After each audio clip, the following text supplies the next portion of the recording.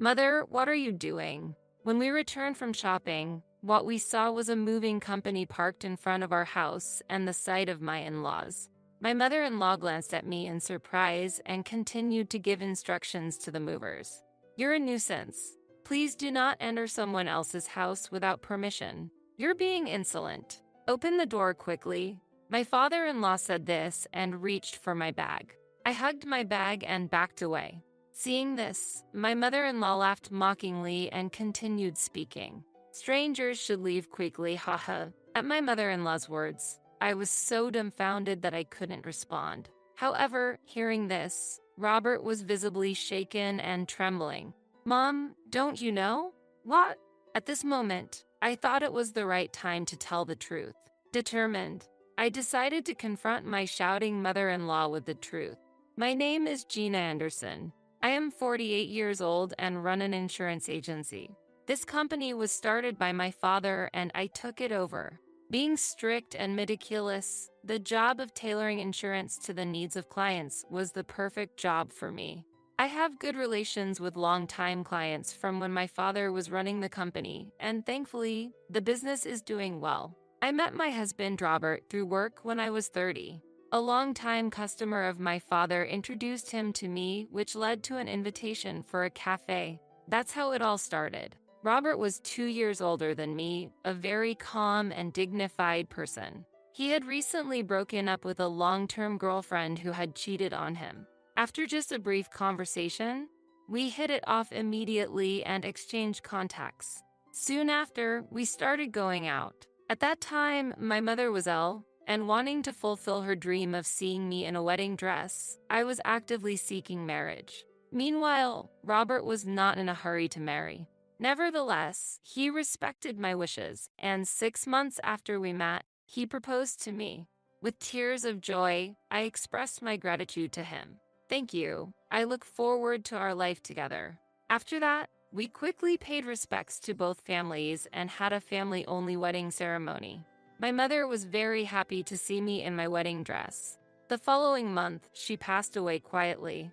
It was thanks to Robert that I was able to fulfill my mother's last wish. Remembering how Robert supported me even at my mother's funeral, I resolved to cherish him for the rest of my life. Even after 5 years of marriage, we had no children. We thought of children as a gift from God and were not in a rush, but it was my in-laws who intervened. This happened during Christmas. Initially, Robert was reluctant to visit, but when my mother-in-law contacted me asking, "Why haven't you come over?" we had no choice but to go. Still no baby? When will you show us a grandchild? Mom, we've decided not to rush things. If this is going to be the topic of discussion, we're leaving. I understand that, but maybe the problem lies with Gina. Don't insult her. Sorry, Gina, we're leaving. We were supposed to come for Christmas, but at the entrance, the conversation suddenly turned to grandchildren, and Robert quickly took me away from the scene. It was I who had persuaded him to come with me. Yet, as soon as we got back to the car, Robert apologized to me. I'm really sorry for putting you through this. I'm fine, Robert. I just feel bad that you're having a hard time. I don't mind. It's my parents after all. But now, you are my family. If they hurt you, I'm willing to cut ties with them, even if they are my parents. But it's okay. I've actually been distancing myself from them since I became an adult. As Robert spoke, a look of loneliness appeared on his face, and all I could do was respond with a simple yeah. Afterward, Robert made an effort to keep a distance between me and his parents, and we decided to move. There were numerous calls asking for our address, but Robert ignored them all. For about 13 years, I managed to live without seeing my in-laws except at weddings and funerals. By the time I was over 40, my in-laws rarely mentioned grandchildren, and I felt a bit relieved. However, one day, seemingly due to a leak of information, my in-laws showed up at our home. Robert happened to be out with a friend, and knowing I was alone, my in-laws forcefully entered the house and began inspecting it. Oh my! Both of you are still sleeping in the same bed at your age? That's rather indecent. Robert won't be satisfied with the underwear I found in this laundry. Ignoring my displeased expression, my in-laws continued to rummage through the room. They even ate the food we had stored and complained while going through our drawers.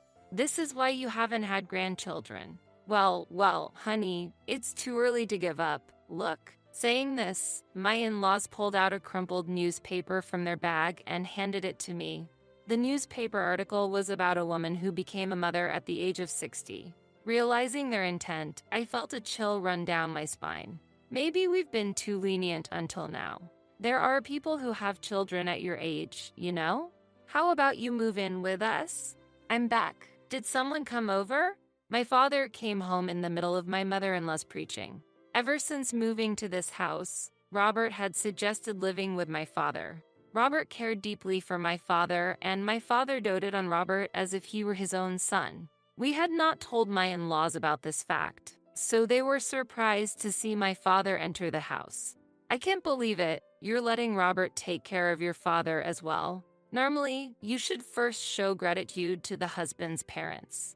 My in-laws said this as if it were obvious, nodding in agreement. I was at a loss for how to respond. I appreciate your help. Really, I never thought a father would intrude into the house our son got married into. Doesn't our son taking care of you hurt your own pride? Well, yeah. My father responded with a smile and an ambiguous reply. His attitude only irritated my in-laws further. Dad, Mom, how did you find this place? Robert, who had returned home early because a friend fell ill, was standing at the entrance of the living room, yelling furiously. While Robert openly displayed his anger, my mother-in-law responded calmly. Since we couldn't get any information from you, we had to hire a detective. It was expensive. You need to pay for it. There's no way I can pay for that. Saying this, Robert strode over to my mother-in-law with heavy footsteps and grabbed her clothes forcefully. He then forcibly made her stand up, dragged her out of the room, and took her outside. Stop it. It hurts. What are you doing? Robert, can't you see Mom is in pain? Stop it. My mother-in-law screamed in a high pitch, and following her voice, my father-in-law's angry shouts could be heard. However, Robert, undeterred, took her to the entrance and pushed her out of the house. Don't ever step foot in this house again. I intend to sever our ties. Is this Gina's doing? What kind of daughter-in-law is she? Gina has nothing to do with it. It's my decision. Please leave. While my mother-in-law was still shouting something, Robert threatened to call the police, and she reluctantly dispersed. Afterward, Robert came to apologize to me and my father. I'm really sorry. To think they'd even hire a detective. I didn't take appropriate actions towards you as well. No, it's not your fault. However, I understand for sure that you are a wonderful person. Let's enjoy dinner together. Father, I appreciate it. Robert repeated his words of gratitude and conversed with my father with tears in his eyes. That night, the three of us had a pleasant time dining together. After our discussion, we decided to proceed with a certain plan. I thought my in-laws might visit again the next day, but weeks passed and they did not appear, and it seemed our life continued to be peaceful. Then, a month after my father passed away, while Robert and I were returning from a short trip, a call came from my mother-in-law. I'm in front of the house. Open up quickly. Confused, I replied, we'll head back home now, so please wait. And my husband and I hurried home, but no one was in front of the house. Feeling this was strange, we decided to rush to another location. Mother, what are you doing? In front of us, there were movers unloading boxes and my in-laws. My mother-in-law glanced at me, surprised, and continued giving instructions to the movers.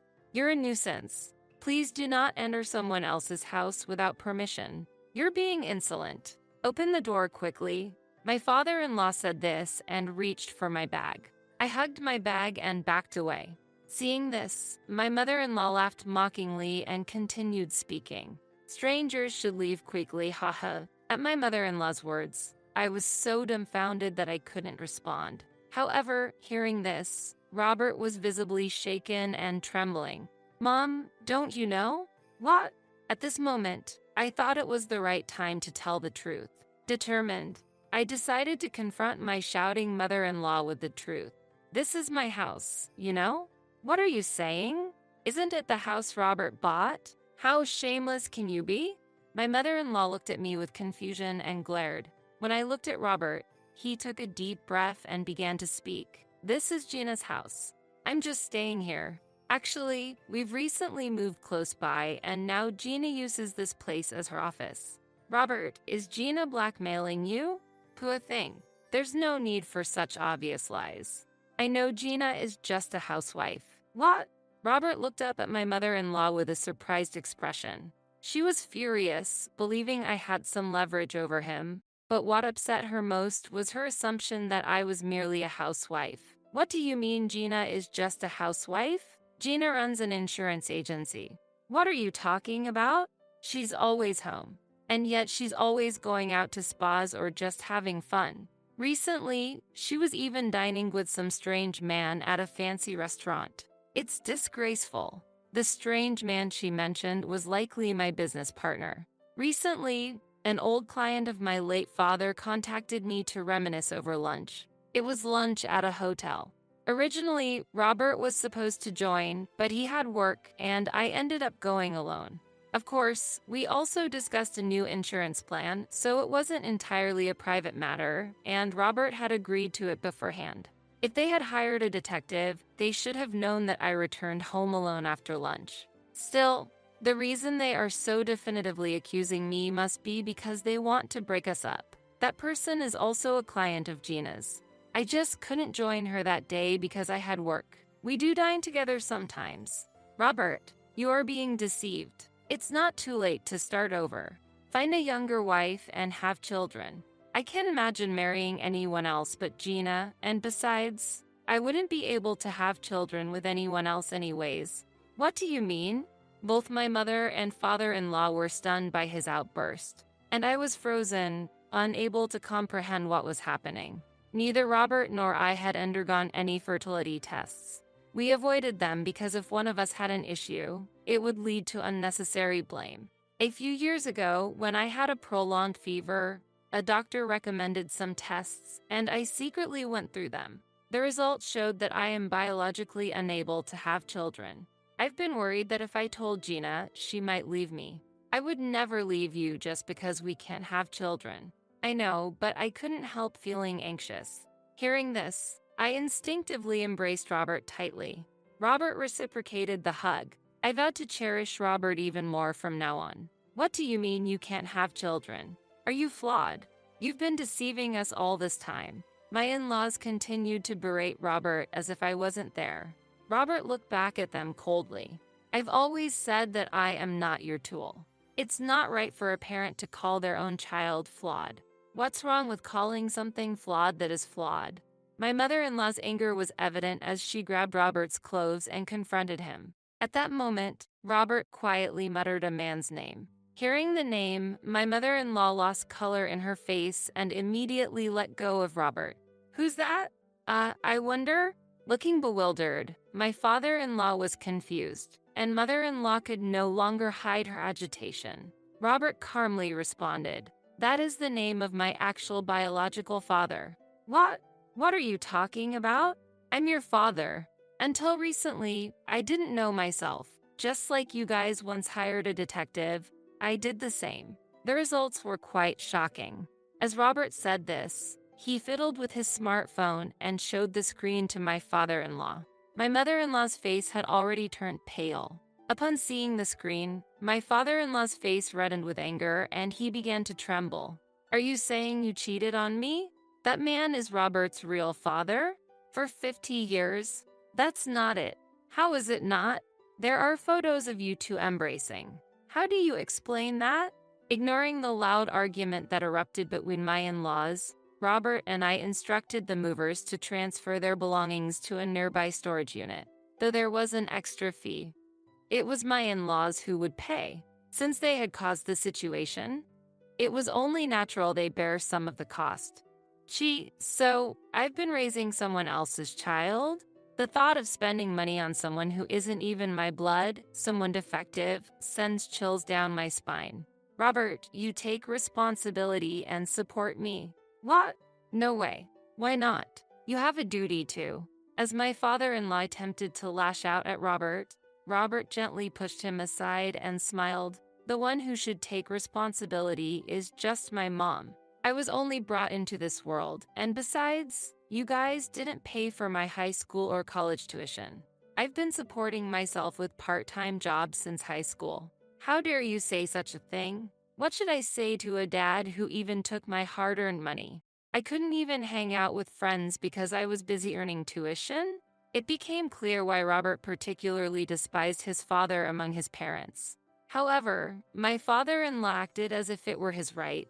It's a parent's job to manage the money earned by their children. And the same goes for the money earned by a child's spouse. As I said, we're not related by blood. Are you talking about what's on paper? If you want to cut ties so badly, then pay back all the money you've used up till now. It's already been repaid. I've been sending money every month. What? Monthly remittances. It was a well-known fact that Robert had been sending money to his parents' home. He also paid more than the demanded amount to ensure my in-laws did not interfere in our lives. Still, it seemed my father-in-law was unaware of the remittances. Look, I've been sending $1,500 every month. $1,500 every month. What is this? Oh, now I get it. All the money I sent was used up by Mom and her lover. What? My mother-in-law was so shaken that she could not respond. Seeing this, my father-in-law approached her and slapped her across the face. My shocked mother-in-law looked back at him and screamed in anger. What are you saying? You should be grateful that a man with no money or status like you got to marry me at all. That man has both money and status. The less I thought about divorcing you, the more I could enjoy my time with him. I even let you raise his child. You should be thankful. That's a joke. I agreed to marry you because you said you were pregnant, and I was ready to be beaten up by your father. Yes, but what's the problem? I would have felt sorry if that man was beaten up. In response to this, my father-in-law was at a loss for words and stood dumbfounded. Just then, my mother-in-law's cell phone rang loudly. She looked at her phone, her face brightened, and she answered in a sweet voice. Hello, darling. Did you miss me? This sweet tone, which I had never heard before, gave me goosebumps. Robert, too, watched with a look of disbelief, yet a grin began to form at the corner of his mouth. The meaning behind this would soon become clear. Not darling. His wife. How what? Oh, no, this is a misunderstanding. Full amount, compensation. 1 million. Please wait. My mother-in-law was flustered on the phone, but it seemed the caller hung up immediately, leaving her in a state of shock. Robert began to laugh quietly. All the photos and recordings, they've all arrived. What? This was also your doing. It's about sharing information. Oh, and by the way, she has no intention of leaving him. He married into her family, and it's going to be tough for him from now on. Married into her family. Didn't you know? Apparently, he has several other mistresses too. His wife had asked him to keep his affairs limited to younger women. He might be getting scolded by her right now. Haha. He has mistresses, but he told me he loved only me. Hearing this shocking revelation, my mother-in-law collapsed into a seat. My father-in-law looked down at her with satisfaction, then, as if struck by a sudden idea, proposed to Robert. I know it's tough with a mother like this, but I'll forget this incident. Let's put some distance between you and her and have you, me, and Gina live together. Gina, I'll help you wash your back later. Stay away from Gina. Ignoring Robert's anger, my father-in-law approached me. The moment his hand touched my shoulder, I grabbed it and threw him to the ground. Ow! What are you doing? While my father-in-law was confused about what had happened, I looked down at him with cold eyes. I had learned self-defense from a young age, prepared for unpredictable situations at work. Selling insurance, even to corporations, can involve unpredictable clients. I started this training as a condition set by my father when I took over the company, and I continued it even after taking over the company, eventually enjoying the training. I had thought it might be excessive to act against a 75-year-old father-in-law, but seeing Robert looking down at him with satisfaction, I felt relieved. My father-in-law was speechless with shock, but in that moment, my mother-in-law spoke to me. Gina, you are truly amazing. I always thought you could do anything. About the compensation for his wife, Could you cover it? Living together would help our finances, and I'll help with the housework. Have you considered adopting a child? I'd take good care of them. There's no way that will happen. This house, filled with memories of my father and Robert, is not for someone like you. Why should I pay the compensation? Pay it yourself. I could speak my mind to my mother-in-law straightforwardly since I had just physically rebuffed my father-in-law. Having never directly confronted her before, she was initially stunned but quickly became enraged. How dare you speak to your husband's mother like that? I've already told the neighbors we're moving in, and I've actually started demolishing that house already. That's right, we have nowhere to live now. So instead of her, take me in. What are you saying? I am your real mother. It's only natural that we live together. As my father-in-law stood up to argue and my mother-in-law counted him, Robert calmly stated our decision. We won't live with either of you. We've decided to cut ties. If you keep this up, I'll call the police. The police. This statement caused my in-laws to become pale and retreat, arguing all the way to the station. Later, my in-laws ended up divorcing, but neither had the financial means to live separately and continued to live under the same roof. My father-in-law demanded compensation from my mother-in-law and her lover, but he also faced a claim from the lover's wife, which ultimately offset each other. My mother-in-law, with little work experience and a habit of quitting jobs over minor grievances, struggled daily. Meanwhile, my father-in-law barely managed to earn enough for both, barely making ends meet. The lover had been squeezed dry, lost his position as the next company president, and was now essentially under house arrest. After enduring a 50-year-long affair, his wife was unforgiving and intended to take everything she could from him. Despite everything, Robert recovered surprisingly quickly and regained his spirits. The lover's family had offered him to take over the family business because of their blood relation, but Robert filed a document renouncing the inheritance, saying, "It's too much of a burden for me." I felt like the Robert, who disliked competition and was not greedy at all, was his true character, and while I felt a twinge of sadness, I was also pleased by it. Recently, a client offered me a cat they had found, and now I am excitedly researching cat towers. The cat's name will be Maureen, chosen for the memories of my father and Robert fishing together, and because of the cat's sea blue eyes. Robert seems somewhat excited too, looking forward to welcoming our new family member. The doorbell rings, signaling the arrival of the client. It's time for our first meeting with our new family member. Nervously, I head to the door and, with a welcoming hello, I open it.